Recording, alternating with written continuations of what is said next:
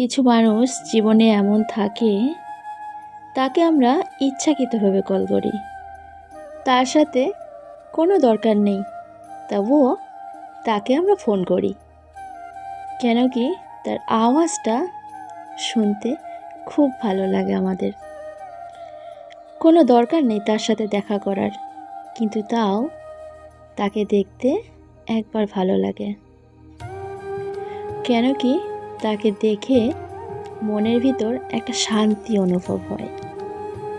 কিছু মানুষ জীবনে এমন থাকে, তারা আমাদের চারপাশে থাকলে আমরা অনেকটা পজিটিভ হয়ে যাই।